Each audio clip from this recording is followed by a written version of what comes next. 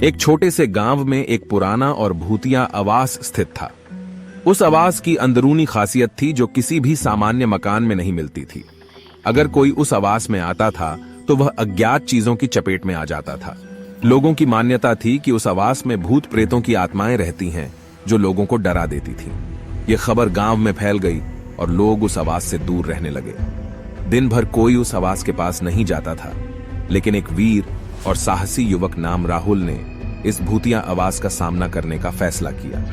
वह लोगों को साबित करना चाहता था कि आवास में भूत प्रेतों की आत्माएं नहीं हैं और वह जहां चाहे जा सकता है। एक रात राहुल ने अपने दोस्तों को साथ लिया और भूतिया आवास की ओर चला। सब लोग डरे हुए थे, लेकिन राहुल ने उन्हें मजबूती से समझाया कि डरने की कोई जरूरत नहीं है। वह और उसके दोस्त आवास के द्वार पर पहुंचे और धीरे धीरे अंदर चले गए। जैसे ही वे अंदर पहुंचे, वहां से उन्हें भयानक आवाजें सुनाई दी। दरवाजा अपने आप बंद हो गया और कुछ वस्त्रों और चीजों को हिलते देखा गया। लेकिन राहुल और उसके दोस्त आवास के अंदर के अज्ञात रहस्यों का पता लगाने के लिए आगे बढ़ते रहे। वे एक कमरे में पहुंचे जहां उन्हें एक पुरचुराया हुआ गहना दिखाई दिया। यह गहना बहुत सुंदर और किसी राजमहल से लिए गए होठों की तरह प्रतीत हो रहा था। राहुल और उसके दोस्त चमकते हुए गहने को नजदीक से देख रहे थे। वे जानने के लिए उत्सुक थे कि इस गहने का रहस्य क्या है।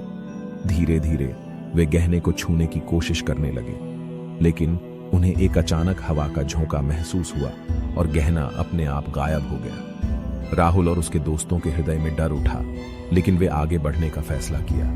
उन्होंने आवास के अंदर के विभिन्न कमरों की जांच की। हर कमरे में उन्हें अज्ञात हालातों का सामना करना पड़ा। उन्होंने भूतों की भीड़ के सामने भी साहस बनाए रखा और निरंतर आगे बढ़ते रहे। एक कमरे में उन्होंने एक पुरानी किताब देखी जिसमें उस आवास के बारे में अज्ञात रहस्य लिखे थे।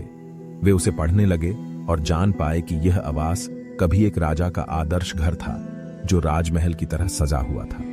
लेकिन एक दिन भूतों के हमले से राजा और रानी की मौत हो गई और वहां का माहौल बदल गया। यह सब पढ़कर राहुल के दिमाग में एक विचार उठा। उसे लगा कि शायद यह आवास उस राजा की आत्मा की वापसी की इच्छा को पूरा करने के लिए रह रहा है।